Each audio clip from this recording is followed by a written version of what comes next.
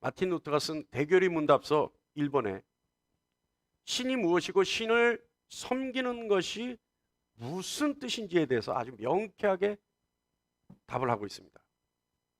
마틴 루터가 얘기하는 것에 의하면 신은 사람들이 가장 좋아하는 것, 다시 말하면 사람들의 소망하는 것, 사람들이 소망하는 것, 그 소망하는 좋은 것, 아주 좋은 것, 그리고 온갖 시련의 피난처가 되는 대상이라고 말합니다.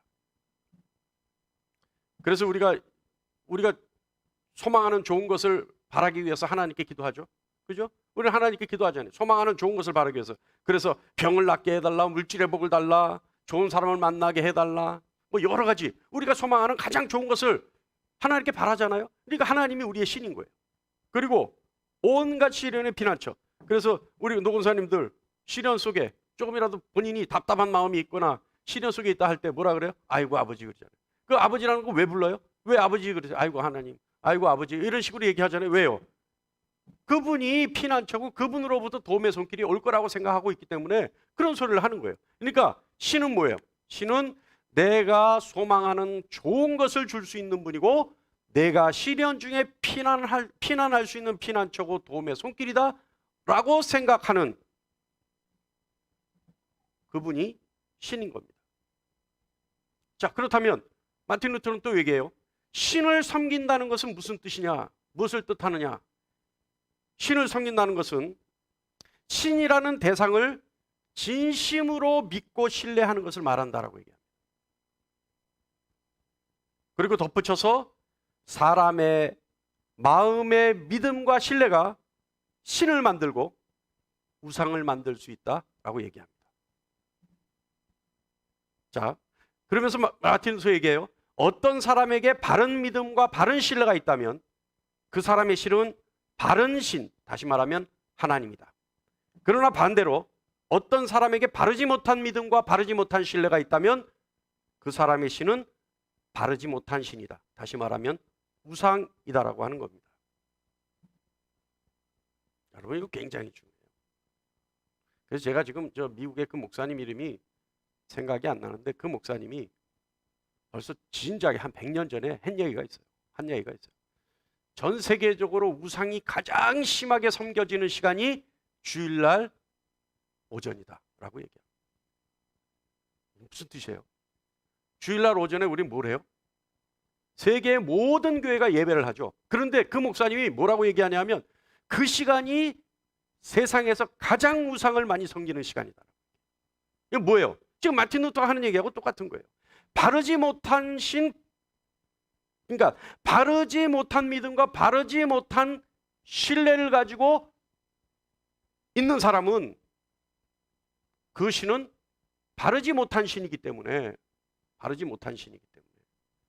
우상을 섬기는 것과 같다는 거예요.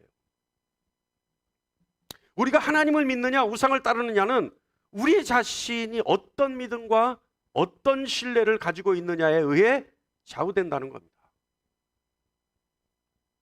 여러분, 무서운 얘기예요. 이 말이 무서운 얘기예요.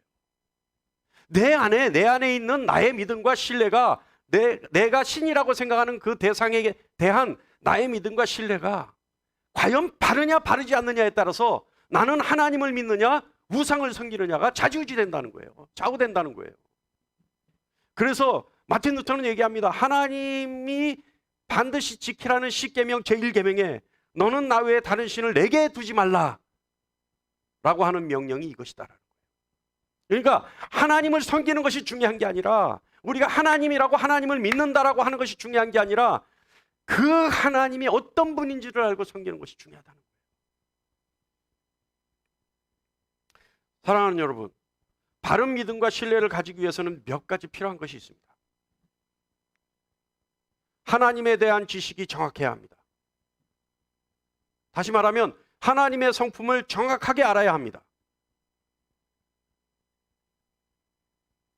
다시 말하면 하나님은 무엇을 좋아하시고 하나님은 무엇을 싫어하는지에 대해서 정확하게 알아야 합니다.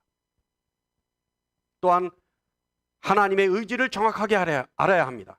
이 말은 하나님은 우리에게 무엇을 주기를 원하시고 하나님은 우리에게 무엇을 받기를 원하시는지에 대해서 정확하게 알아야 합니다. 그리고 하나님을 섬기는 방법과 우리가 믿음을 유지하는 방법, 그리고 하나님과 대화를 나누는 방법 등을 아우러서 필요하죠. 어떻습니까, 여러분?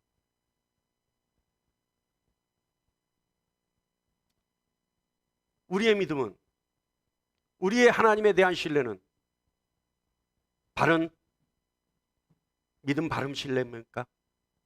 그래서 우리는 바른 신을 섬기고 있나요?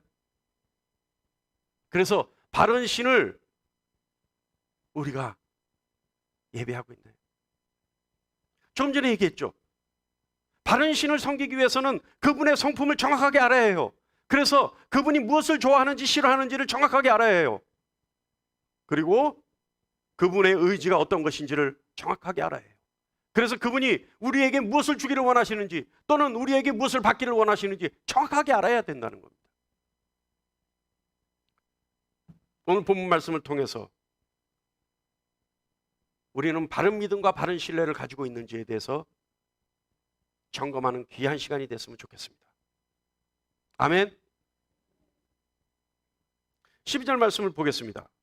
시험을 참는 자는 복이 있나니 이는 시련을 견디어낸 자가 주께서 자기를 사랑하는 자들에게 약속하신 생명의 면류관을 얻을 것이기 때문이라. 자, 이 12절 말씀이요, 세 챕터로 나눌 수 있어요. 뭐냐면 시험을 참는 자는 복이 있다. 자, 첫 번째죠. 시험을 참는 자는 복이 있나니. 자, 시험을 참는 자는 복이 있다. 좀 말씀을 잘 보세요. 그리고 그 이유는, 복이 있는 이유는 뭐냐? 시련을 이겨낸 자. 이 시련을 이기는 자예요. 이 시련을 이기는 자가 누구냐 하면 자기를 사랑하는, 하나님 주님을 사랑하는 자예요. 그죠? 그러니까 시련을 견뎌낸 자, 다시 말하면 주를 사랑하는 자에게 주신 약속이 있기 때문에 그래요. 그런데 그 약속이 뭐냐? 생명의 면류관을 받을 수 있다라고 하는 약속입니다. 그러니까 이 짧은 말씀 속에 세 가지 중요한 진리의 말씀이 있어요. 다시 바꿔 말하면, 여러분 잘 들어보세요. 저 말씀을 보면서 잘 들어보세요. 시험을 참는 자, 시련을 이기는 자는 주님을 사랑하는 자다. 맞습니까? 시험을 참는 자는 복이 있나니 이는 그 이유는 시련을 견디어낸 자가 주께서 자기를 사랑하는 자들에게, 주께서 자기를 사랑하는 자, 그러니까 시련을 이기는 자가 주께서 자기를 사랑하는 자들에게 약속하신 생명의 말씀을 얻을 수 있기 때문이에요. 그러니까 뭐냐면 시험을 참는 자, 시련을 견디는 자는 주님을 사랑하는 자예요. 동의하십니까? 예. 그리고 시험을 참는 자, 시련을 견디는 자는 주께 약속을 받았어요. 아멘? 저 말씀에 의하면 그래요. 그리고 시험을 참는 자, 시련을 견디는 자는 복이 있다. 그 이유는 뭐냐? 생명의 면류관을 받기 때문이다. 이 12절 말씀에 이 세 단락으로 나눌 수 있다 이 말이에요. 여기서 중요한 것은 여러분, 주님을 사랑하는 사람은 시험을 참는다는 겁니다. 여러분, 우리는 주님을 사랑하나요? 그렇다면 여러분, 우리는 시험을 능히 참을 수 있어야 돼요. 자, 여러분, 이왕 나온 김에 하나님을 사랑하는 자들, 그 사람들은 어떻게 하나님을 사랑해야 되는지에 대해서 성경은 뭐라고 말씀하는지 우리 한번 들어보죠. 좀 천천히 해주세요. 오늘 저 PPT 하는 분이 처음 하시는 분이에요. 그래서 이게 전혀 지금 타이밍이 안 맞습니다. 그죠? 그리고 이제 칸도 안 맞아요 지금. 네. 그러니까 그래서 여러분 이해하시고 보시기 바랍니다. 네. 자, 성경에는 하나님을 사랑하는 사람들이 어떻게 하나님을 사랑해야 되는지, 어떻게 하는 것이 하나님을 사랑하는 건지에 대해서 명확하게 기록되어 있어요. 그래서 오늘 그 말씀을 한번 보죠. 로마서 8장 28절 말씀에 의하면 다 같이 시작. 하나님을 사랑하는 자, 곧 그의 뜻대로 부르심을 입은 자들에게는 모든 것이 합력하여 선을 이루느니라. 자, 하나님을 사랑하는 자들에게는 선을 이룬다. 그죠? 그렇죠? 하나님을 사랑하는 자라고 했습니다. 그리고 곧이라고 하는 건 그 하나님을 사랑하는 자를 해석한 거예요. 다시 한번 설명하는 거예요. 그 뜻대로 부르심을 입은 자들, 그러니까 예? 모든 것이 합력하여 선을 이루어요. 자, 그런데 하나님을 사랑하는 자들은 선을 이루어요. 그런데 여러분, 선이란 건 뭡니까? 여기서 선이 중요해요. 여기서 선이라는 것은 하나님의 뜻이에요. 여기서 선을 이룬다는 것은 하나님의 뜻을 이룬다는 거예요. 하나님의 뜻을. 그러니까 하나님을 사랑하는 자들은 하나님의 뜻을 이루는 자들이에요. 하나님의 뜻이 뭡니까? 대표적인 것이 하나님의 나라입니다. 그러니까 하나님을 사랑하는 자들은 하나님의 뜻을 이루는데 그 뜻이 뭐냐? 하나님의 나라라는 거예요. 그러니까 하나님을 사랑하는 자들은 하나님의 나라를 이루어요. 이거예요. 그리고 좀 더 구체적으로 얘기하면 하나님의 뜻이고 하나님의 뜻은 뭐냐? 우리의 구원에 있어요. 그러니까 이 말씀을 보면 하나님의 뜻은 하나님의 나라고, 그리고 좀 더 구체적으로 얘기하면 우리를 향하신 하나님의 구원 계획이에요. 그것이 뜻이에요. 복음서에서 주님이 가장 강조하는 것, 가장 많이 말씀하시는 것이 바로 하나님의 나라와 영혼 구원입니다. 그래서 누가복음 8장 1절에 예수께서 각 성과 마을을 두루 다니시며 하나님의 나라를 선포하시며 이렇게 얘기해요. 그러니까 예수님이 쭉 복음을 전하러 다니시는데 무엇을 말씀하셨냐? 하나님의 나라를 말씀하셨다는 거예요. 자, 여러분, 하나님을 사랑하는 자는 하나님의 나라를, 그러니까 하나님의 뜻을 이루는데 하나님의 뜻은 하나님의 나라와 영혼 구원입니다. 하나님을 사랑하는 자들은 모든 것이 합력하여, 주변의 어떠한 것들도 다 합력하여 하나님의 나라를 이루어 드립니다. 하나님을 사랑하는 자들은 모든 것이 합력해서 영혼 구원을 이루어내는 겁니다. 이것이 하나님을 사랑하는 자들의 하는, 성경이 기록하는, 명확하게 기록하고 있는 목적이요, 목표입니다. 그런데 많은 사람들은 이 말씀을 오해해요. 하나님을 사랑하는 자, 곧 그 뜻대로 부르심을 입은 자들에게는 모든 것이 합력하여 선을 이룬다. 이러니까 이 사람들은, 잘못 해석하는 사람들은 뭐라고 해석하냐면 자기가 원하는 자기 자신에게 가장 좋은 것이 이루어진다라고 믿어요. 그래서 로마서 8장 28절 말씀을 항상 외우고 다니죠. 여러분, 낙골 땅 가보세요. 온통 로마서 8장 28절 말씀으로 도배되어 있습니다. 예수 좀 믿는다는 사람. 근데 이게 뭐냐면 이 사람들의 마음속에 자기가 원하는 것, 자기가 바라는 것, 자기가 소원하는 것들이 반드시 이루어진다라고 믿어요. 이 말씀을 가지고. 맞습니까? 오늘 말씀 들어보니까 맞아요? 아니에요. 하나님을 사랑하는 자는 하나님의 뜻을 이루어 드리는데 그 뜻이 뭐냐? 살아서는 하나님의 나라요, 죽을 때는 구원을 이룬다는 말씀이에요.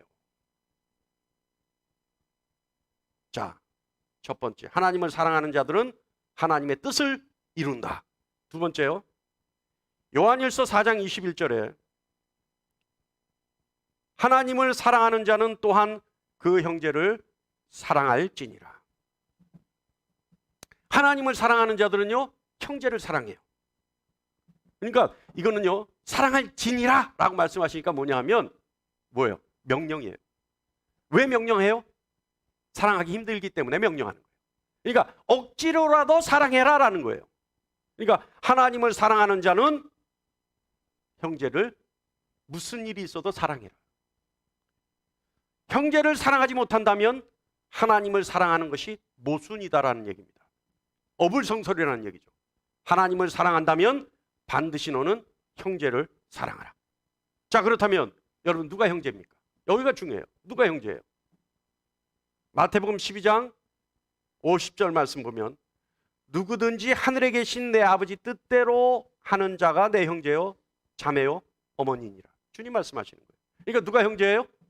누가 형제예요? 하나님 뜻대로 하는 자가 내 형제예요. 할렐루야. 할렐루야. 누가 형제예요?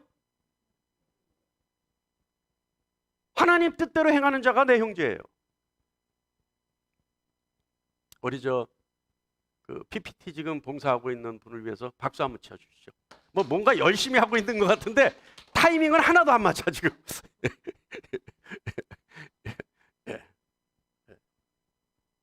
여러분, 형제라는 것은요, 하나님 뜻대로 행하는 자예요. 여러분의 형제는 누굽니까? 하나님 뜻대로 행하는 자예요. 내 옆에 있는 사람인지 몰라요, 그거는. 왜냐하면 내 옆에 앉아 있기는 한데 이 사람이 하나님 뜻대로 하는지 지 뜻대로 하는지 모르기 때문에 그건 몰라요. 그런데 중요한 것은 하나님 뜻대로 행할 예정인 자, 하나님 뜻대로 앞으로 할 수 있는 자, 이 사람도 뭐예요? 내 형제예요. 이게 쉽게 얘기하면 사실은 전부가 내 형제예요. 믿음 안에서는 모두가 형제입니다. 자, 하나님을 사랑하는 자는 어떻게 해요? 형제를 사랑합니다. 요한일서 5장 3절에 또 하나님을 사랑하는 자가 어떻게 하는지 정확하게 기록하고 있습니다. 제가 읽어보겠습니다. 하나님을 사랑하는 것은 이것이니 우리가 그의 계명을 지키는 것이라. 그러니까 하나님을 사랑하는 것은 어떻게 하면 되느냐? 딴 거 없다 이 말이에요. 하나님의 계명을 지키는 것이라는 겁니다. 하나님의 계명이 뭡니까? 율법에서부터 우리가 정확하게 얘기하면 성경에 기록되어 있는 하나님의 말씀을 지키는 거예요. 할렐루야. 그러니까 또 우리가 기도를 통해서 얻어지는 감동들, 이것이 하나님 뜻인 것 같은데? 라고 하는 생각되어지는 것들, 이것이 하나님의 명령이에요. 그렇다면 그것을 하나님의 뜻을 지키려고 하는 자, 이 사람이 뭐예요? 하나님을 사랑하는 자예요.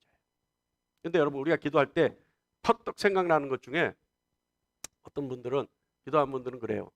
이것이 하나님의 뜻이다 아니다, 이거 분별이 힘듭니다 라고 얘기해요. 그죠? 제일 쉬운 게 뭔지 아세요? 저때도 내가 한번 얘기한 것 같은데, 내가 기도 중에 탁 들어진 생각 중에 이것이 내 생각인지 하나님이 주신 생각인지 알려면 평상시에 내가 가지고 있던 생각이 아닌 것이면 하나님이 주신 겁니다. 평상시에 내가 충분히 할 수 있는 생각이면 이것은 내 생각입니다. 내가 평상시에 우리 노건사님들을 찾아다니면서 좀 기도도 좀 해드리고 말동무도 좀 해드리고 싶다라고 하는 평상시 소망을 가지고 있었어요. 근데 기도 중에 그런 생각이 났어요. 거의 그것은 제 생각입니다. 근데 평상시에 그런 생각을 안 했는데 어느 날 새벽에 기도하는데 오늘은 우리 이행학원 사님 집에 가서 내가 말동무를 좀 해드리고 기도를 좀 해드려야 되겠다. 평상시에 그런 사람이 아닌데 내가 평상시에 더 이제 쉽게 얘기하면 평상시에 내가 이행학원 사님을 미워하고 있는데 어느 날 새벽에 기도하는데 그런 생각이 들었다. 이건 뭐예요? 이거 하나님 주신 감동. 이해하십니까?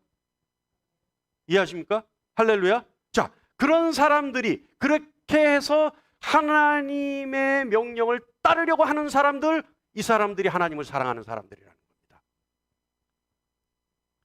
네 번째는 오늘 본문 말씀처럼 뭐예요? 시험을 참는 사람, 시련을 견디는 사람이 하나님을 사랑하는 사람입니다. 이 사람들이 바로 하나님을 진정으로 믿고 신뢰하는 사람들이기 때문에 그래요. 하나님을 믿고 신뢰하지 않으면 견딜 수가 없어요. 기다릴 필요가 없어요. 인내할 필요가 없어요. 참을 일이 없어요. 그러나 하나님을 진정으로 믿고 신뢰하기 때문에 어쩔 수 없어서가 아니라, 내가 다른 방법이 있어서가 아니라, 다른 방법이 없어서가 아니라 오로지 하나님만이 방법이, 내가 아무리 해도 안 돼, 에라 모르겠다, 이제부터는 하나님이 해주실 때까지 기다려야지, 이런 마음이 아니라 진정으로 내가 하나님을 믿고 하나님을 신뢰하기 때문에 참을 수 있고 견딜 수 있는 그 사람이 하나님을 사랑하는 사람입니다.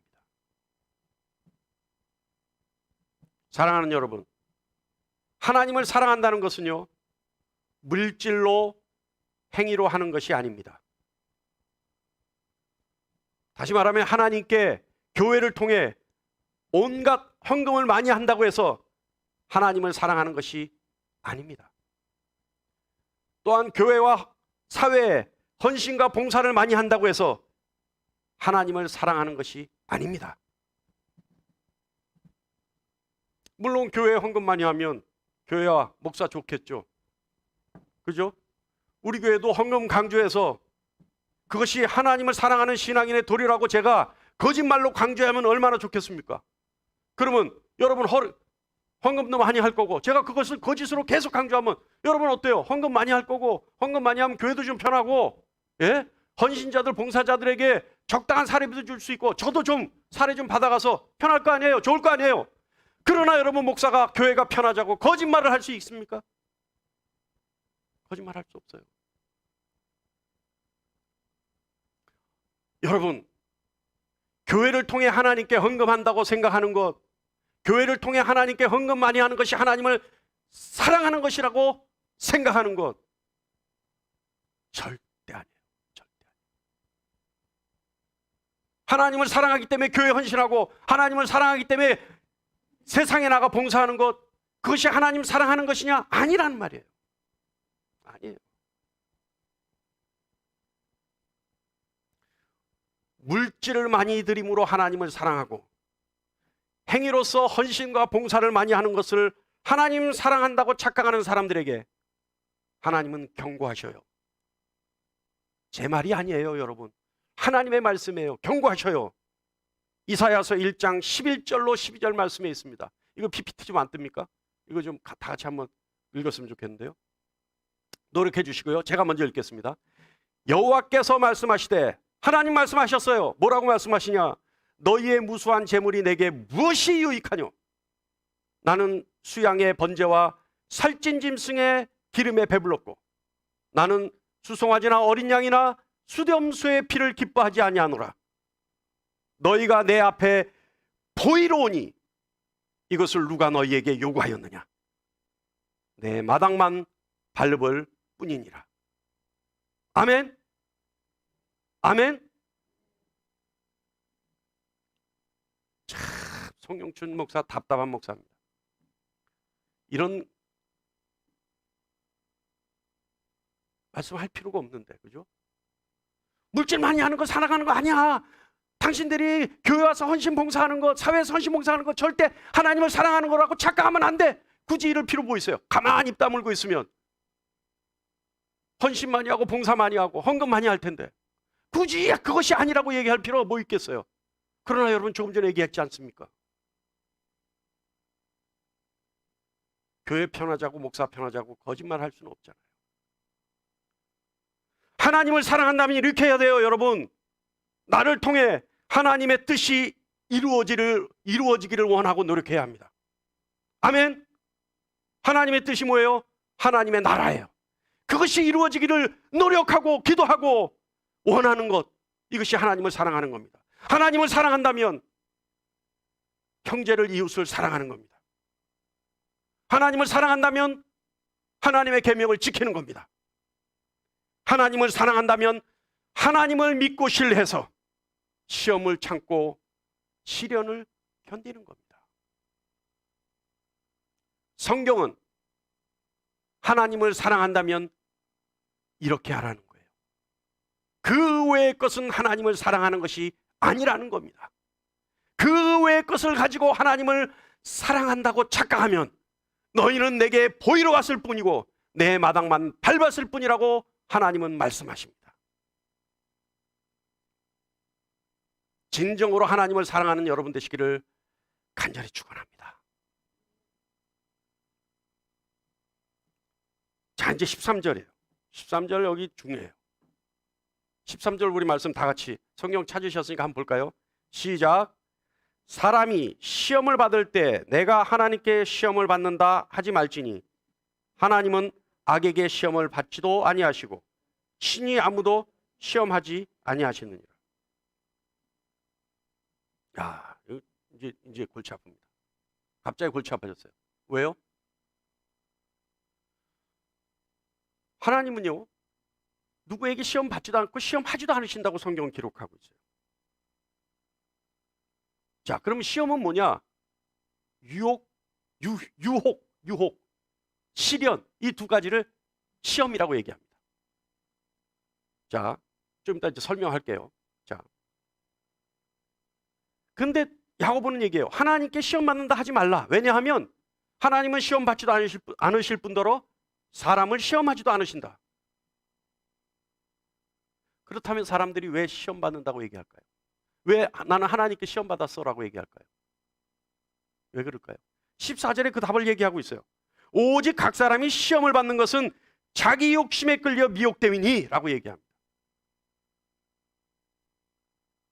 어때요? 자기 욕심에 의해서 자기가 유혹받고 시련당하는 것을 마치 하나님이 나를 시험하신다라고 하는 자기 합리화의 방법이에요. 그러니까 자기가 욕심을 부려서 미혹돼서 시련에 빠지고 유혹당한 것을 마치 하나님이 나를 시험하신다라고 얘기하면 좀 더 멋져 보이고 좀 더 내 잘못과 내 과거가 감춰질 것 같으니까 자기 합리화를 위해서 내가 하나님께 시험받는다 이렇게 얘기한다는 겁니다. 그러나 뭐라고요? 하나님은 시험하지 않는다. 무엇 때문에 시험받는다? 자기 욕심에 빠져 미혹됐기 때문에 시험받는다. 자, 여러분, 시련의 시험이라고 시험 중에 시련의 대표적인 인물이 욥입니다. 그죠? 하나님이 사단에 참수해서요 욥의 시험을 허락했죠. 자, 그런데 여러분, 지난주 말씀 기억나시나요? 지난주 로마서 14장 4절 말씀을 제가 가지고 여러분에게 이렇게 정의해 드렸습니다.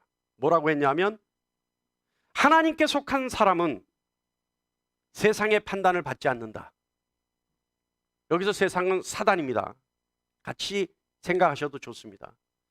하나님께 속한 사람은 세상의 판단을 받지 않는다.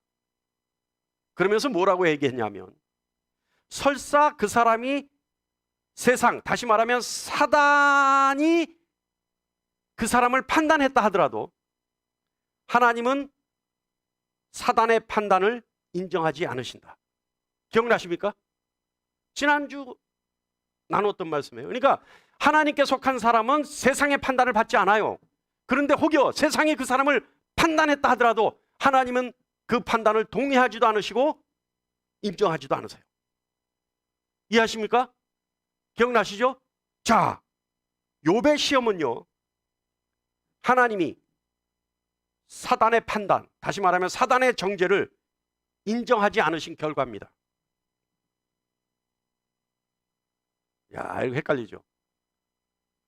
사단의 정죄를 인정하지 않으셨기 때문에 하나님이 욥을 시험하게 하셨다니까요. 이해하십니까? 다시 말하면 욥에 대한 사단의 정죄를 하나님이 인정하셨다면 하나님이 욥을 직접 벌하셨을 일이에요.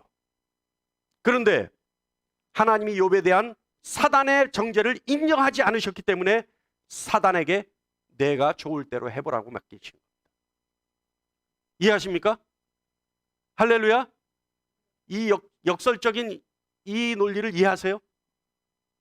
그러니까 하나님이 사단의 정죄, 욥에 대한 사단의 정죄를 인정하셨다면 하나님이 직접 손을 대셨어요. 그런데 하나님은 아니라고 부인하시면서 사단에게 내가 직접 시험해봐라 하셨어요. 이것은 뭐냐면 사단의 정죄를 하나님이 인정하지 않으셨다는 얘기입니다. 할렐루야. 할렐루야. 이해가시죠? 그렇다면 시험은 왜 올까요? 14절에 각 사람이 시험 받는 것은 자기 욕심에 끌려 미혹받기 때문이라고 말씀합니다. 시험 받는 것, 즉 유혹과 시련은요 욕심 때문이라고 야고보 사도는 명확하게 정의합니다. 자, 그렇다면 욥은요 시련의 시험이었어요. 그죠? 그렇다면 유혹의 시험의 대표적인 시험이 성경에 기록되어 있어요. 유혹의 시험의 대표적인 케이스가 성경에 그러니까 시련의 시험의 대표적인 케이스가 욥이었다면 유혹의 시험의 대표적인 케이스가 성경에 또 기록되어 있어요. 누구예요? 예수님이 사단에게 시험 받으신 것이 유혹 시험의 대표적인 케이스입니다. 예수님은요 40일 줄이시면서 뭘 하셨냐면 사단에게 시험을 광야에서 사단에게 시험을 받으셨는데 첫 번째가 돌들로 떡덩이 되게 하라는 시험을 받았죠. 그러면서 뭐라 그러냐면 유혹해요. 네가 만일 하나님의 아들이거든 나 이렇게 유혹해요. 그러면서 너는 지금 배고프니까 굶었으니까 40일을 줄였으니까 이 돌들로 떡덩이 되게 하라. 이렇게 유혹해요. 그죠? 기억나시죠? 두 번째 시험이 뭐예요? 성전 꼭대기에서 뛰어내리라 시험이에요. 그러면서 뭐라 그래요? 하나님이 너를 천사들을 시켜서 너를 받들어서 너를 절대 다치지 않게 할 것이다. 네가 만일 하나님의 아들이라면 이렇게 유혹합니다. 그리고 세 번째는 네가 만일 하나님의 그건 하나님의 아들이 아니에요. 세 번째는 뭐냐면 나에게 경배해라. 그러면 세상의 물질과 영광을 너에게 다 주겠다. 이렇게 유혹을 합니다. 그런데 예수님에 대한 사단의 시험이 어떤 시험이었는지 요한일서 2장 16절에는 정확하게 밝히고 있습니다. 사단은 세상입니다. 사단은 공중권세예요. 공중권세요. 그러니까 잘 들으세요. 요한일서 2장 16절에 사단이 예수님을 시험했던 그 세 가지가 뭐냐? 요한일서에 밝히고 있다 이 말이에요. 뭐냐 하면 이는 세상에 있는 모든 것이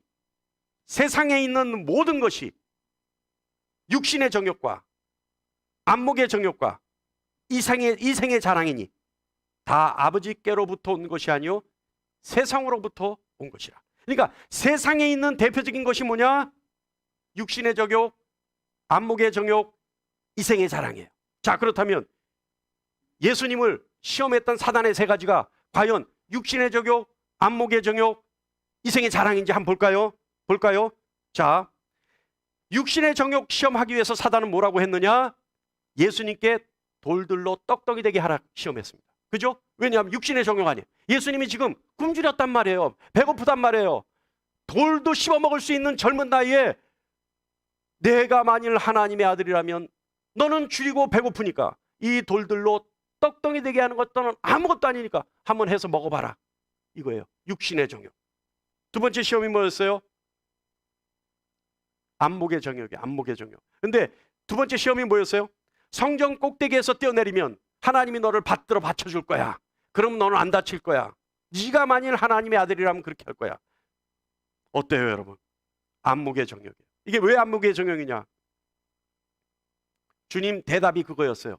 그 사단의 유혹에 주님 뭐라고 대답하셨냐면 하나님을 시험하지 말라 그랬어요. 이게 뭐예요? 안목의 정욕. 하나님을 시험하지 마라. 뭐냐 하면 하나님 것과 세상 것을 구별하라는 겁니다. 그러니까 네가 만일 하나님의 아들이거든 성전 꼭대기에 뛰어내려라. 그래도 너는 안 다칠 거야 라고 할 때 주님 뭐라 그러시냐면 하나님을 시험하지 마라. 다시 말하면 안목의 정욕 이것을 뽑아버리고 하나님 것과 아닌 것을 구별할 줄 알아라. 이 뜻이란 말이에요. 할렐루야. 할렐루야. 이해하십니까? 세 번째 뭐예요? 이생의 자랑. 이생의 자랑. 이생의 자랑 뭐예요? 예수님께 유혹합니다. 네가 나를 경배하면 이 세상의 물질, 권세, 권력 다 너에게 주겠다. 여러분 사단이 줄 수 있습니까? 없습니까? 사단이 줄 수 있나요? 없나요? 네? 줄 수 있나요? 없나요? 이거 알아야 돼요, 여러분. 사단에게 경배하면 줄 수 있어요? 없어요? 있어요. 있어요. 그래서 여러분 물질을 누리는 것이 다 축복이 아닐 수 있어요. 물질의 축복이 사단에게 경배한 결과일 수도 있어요. 여러분. 왜냐하면 사단은 공중권세를 쥐고 있기 때문에 그래요. 충분히 줄 수 있어요. 명예도 주고요, 권세도 주고요, 권위도 주고요, 물질도 줄 수 있습니다, 사단이. 그래서 그 유혹에 주님 뭐라 그러셨어요? 사단아 물러가라. 사단아 물러가라. 이생의 자랑이에요. 이생의 자랑. 이 땅에서의 자랑에 눈 멀어버리면, 이 땅에서의 자랑거리와 평안에 눈 멀어버리면 사단과 결탁해버린다는 거예요. 여러분 이게 시험입니다. 이것들이 왜 육신의 정욕, 안목의 정욕, 이생의 자랑이 왜 사람들을 미혹시킬 수 있을까요? 간단해요. 세상에서 필요한 것들이에요.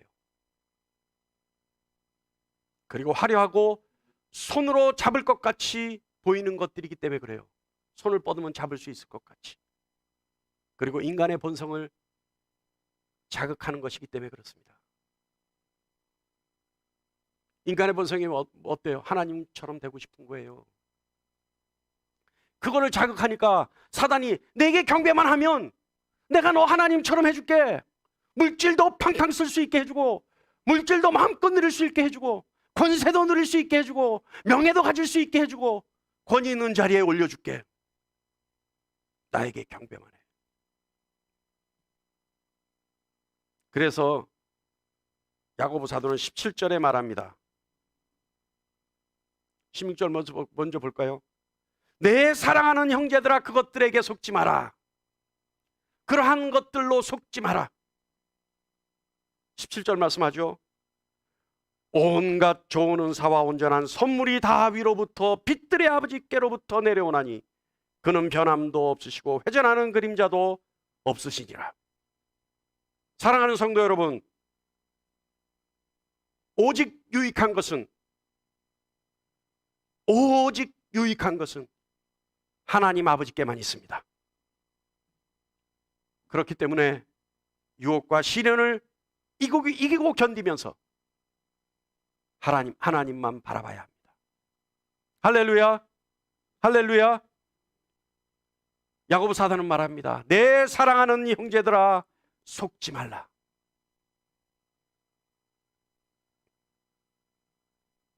왜 하나님을 믿고 기다리며 견딜 수 있느냐? 하나님은 변함이 없으신 분이시기 때문에 그렇습니다. 또한 하나님은 우리가 진정으로 무엇이 필요한지 정확하게 알고 계신 분이기 때문에 그렇습니다. 그리고 하나님은 우리의 모든 것을 거저줄 수 있는 분이기 때문에 그렇습니다. 하나님이 이 모든 것을 견디고 참고 이기는 자들에게 주시기 위해서 진리의 말씀으로 우리를 낳으셨습니다. 복음으로 우리를 새롭게 하셨다는 의미입니다. 여러분, 욕심은 끝이 없습니다. 세상 것으로는 인간의 욕심을, 또 인간이 원하는 진정으로 필요한 것들을 채울 수 없습니다. 갖고자 하는 그 욕구를 채울 수 없다는 의미입니다. 야고보는 얘기합니다. 속지 마라, 속지 마라. 오직 인간은 하나님의 것으로 채울 때 완전한 충만, 완전한 포만감을 가질 수 있다고 야고보 사도는 말합니다. 사랑하는 여러분, 우리에게 바른 믿음과 바른 신뢰가 있다면 우리가 섬기는 하나님은 창조주 하나님이 맞습니다. 여러분, 오늘 말씀을 빗대어 우리에게 바른 믿음과 바른 신뢰가 있습니까? 그렇다면 여러분은 바른 신을 섬기고 있는 겁니다. 말씀 정리하면, 하나님을 사랑한다면 나를 통하여 하나님의 뜻이 이루어지기를 원하고 노력하고, 하나님을 사랑한다면 이웃을 사랑하는 것으로 하나님을 사랑하는 내 마음을 증명해드리고, 하나님을 사랑하면 하나님의 말씀을 지키면서 하나님을 믿고 신뢰하고 시험을 참고 시련을 견디면서 하나님을 사랑하는 자들에게 약속하신 변함없는 하나님의 선물을 기다리는 겁니다. 할렐루야. 여러분, 간절히 원합니다. 저는 바른 믿음과 바른 신뢰로 바른 신을 섬기고 싶습니다. 여러분도 저와 같은 마음으로, 저와 같은 소망으로 바른 신을 섬기는 여러분이 되었으면 좋겠습니다. 하나님을 진정으로 사랑하는